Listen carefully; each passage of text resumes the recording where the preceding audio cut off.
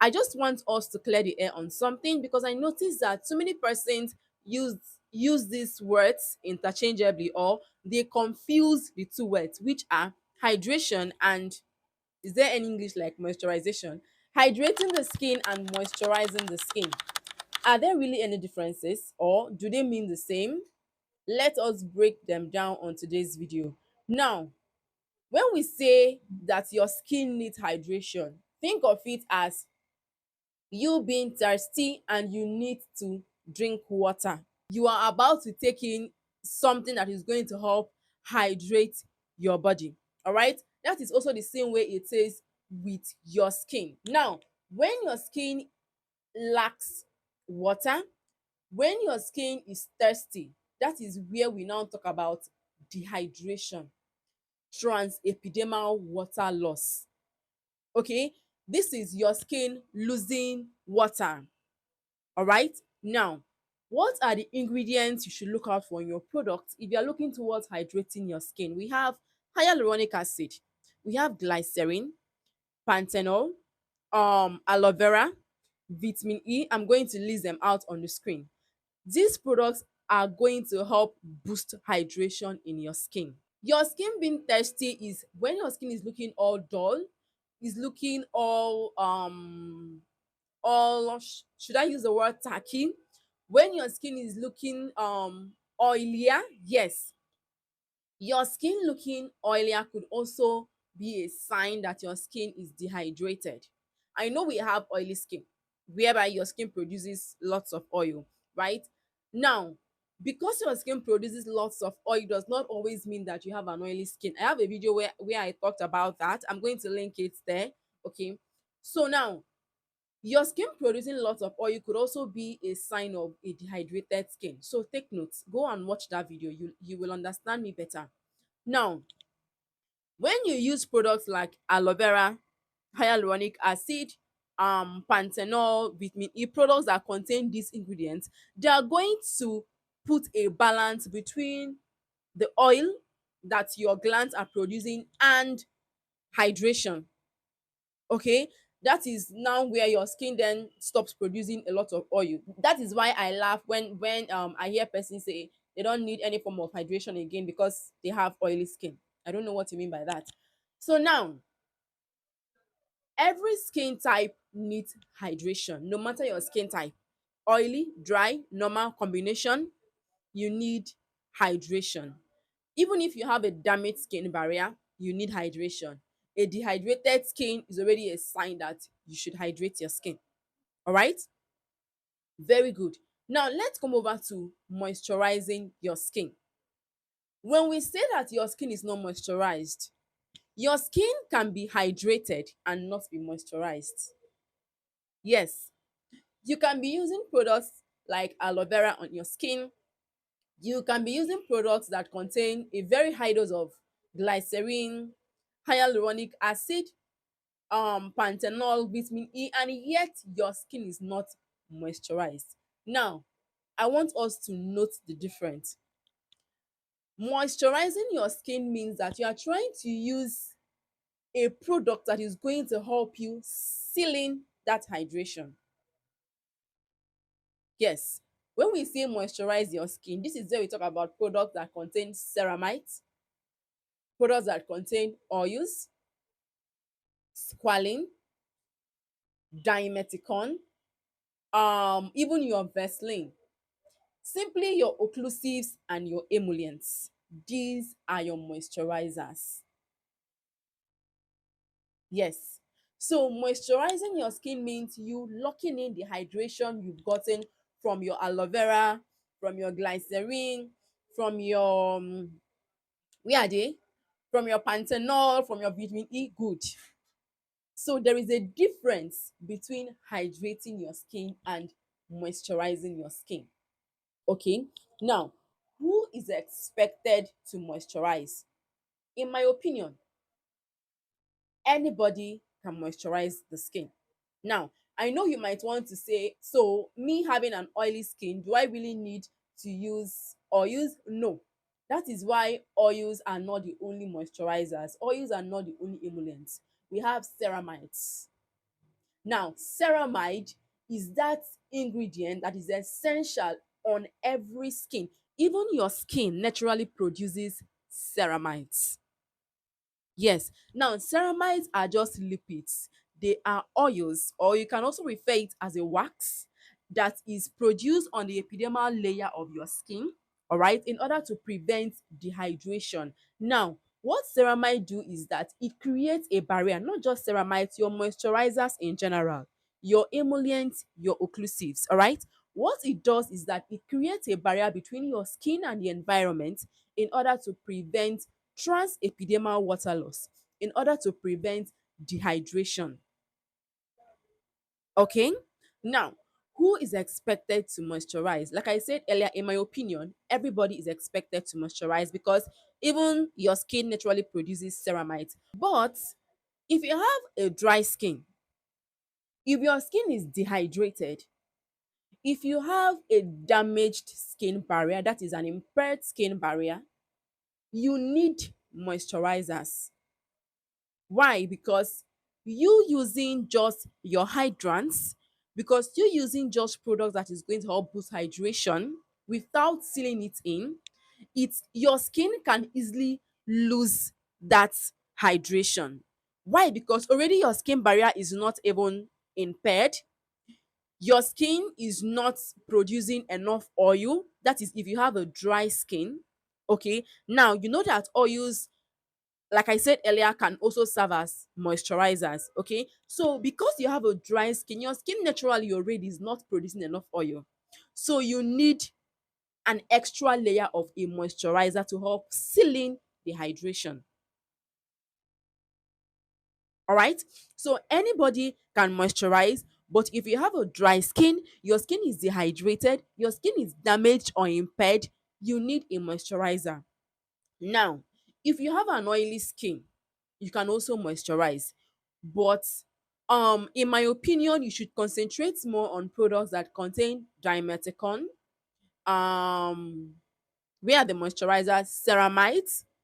Now, when it comes to oils, it's not as if you cannot use oils if you have an oily skin. You can use oils. Yes, we have facial oils that can be used by oily skin types, but you have to be very careful.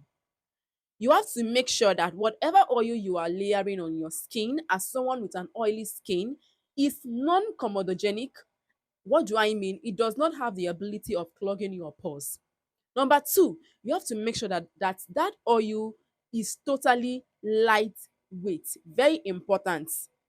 Very, very important. Okay.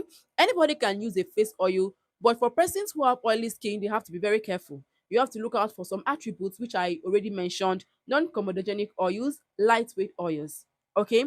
But if you have a dry skin, you might not need lightweight oils. Go for thick products. Because if you have a dry skin, whatever product you are using, right from your creams, your moisturizers, whatever, they should be thick. Your oils, they should be thick.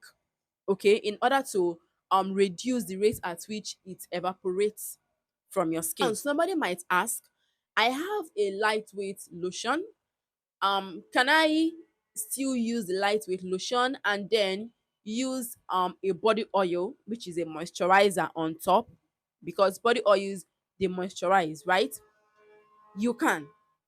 Okay, you can. So far you are using an oil as an extra layer to prevent dehydration, you can. But in my honest opinion, from my own view, go for creams. Okay, because you know that your creams contain hydrations, your creams are thicker and they won't easily evaporate from your skin.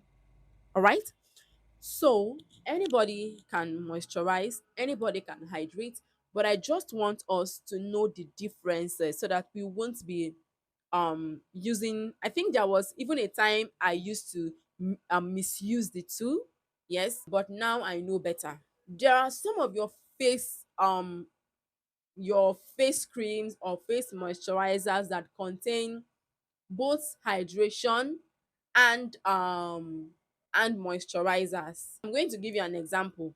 My face moisturizer, which is the Heal the Spot daily facial moisturizer, contains moisturizers in it, and it also contains ingredients that help hydrate the skin. This is it. Now, this product, it contains aqua, of course, is water. It contains glycerin.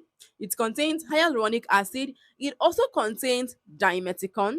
You see, it also contains ceramides. So there are some of your skincare products that will contain both hydrating ingredients and moisturizing ingredients. So now I have an oily skin and I have a face moisturizer. I want to explain something now for persons who are so fond of saying that persons who have oily skin type do not need face moisturizers. Now, because you want to moisturize your skin does not mean that it must contain oil. This product here does not contain oil. It is super lightweight, but it contains moisturizer still.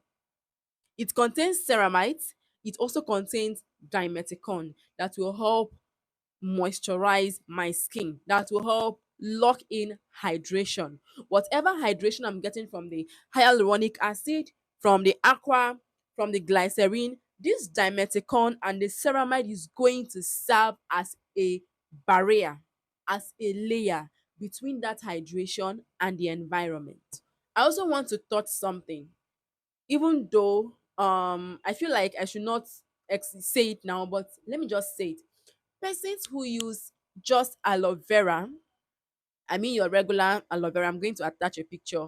Just your aloe vera, you use it as a face moisturizer.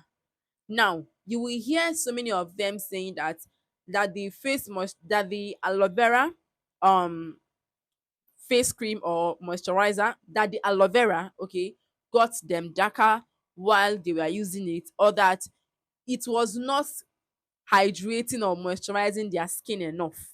I normally hear these complaints during the harmattan, during the winter. Now, let me explain something. Aloe vera is a humectant. Okay. Now, what humectants do, as I explained earlier, is to attract water from the environment to your skin.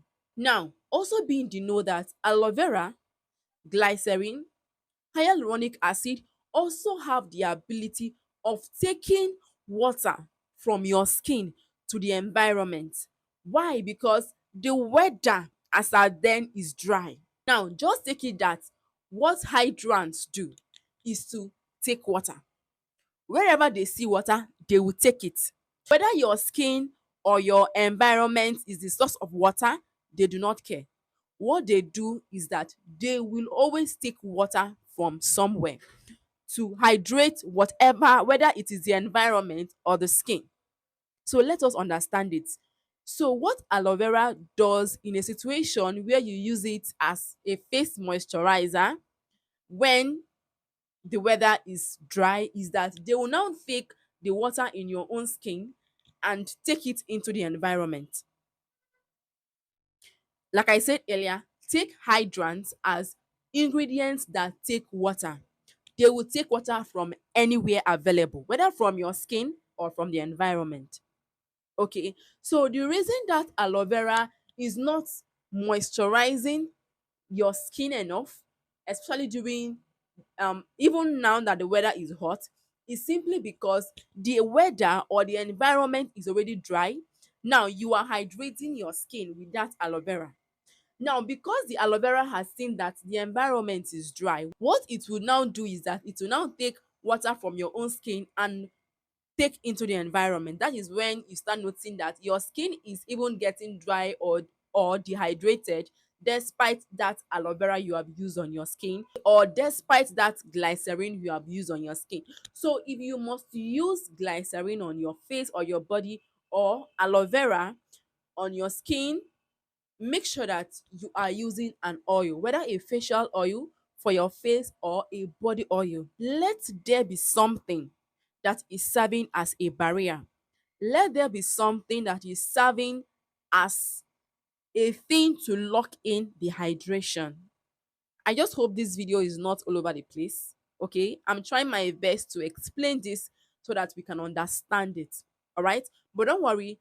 One of these days, I'm going to just do a dedicated video on just aloe vera so that we can dissect everything about aloe vera, all the explainables about aloe vera. All right. So, but if you have any questions to ask, or you think I did not touch some things, you can still let me know in the comment section. All right. See you in my next video. Bye.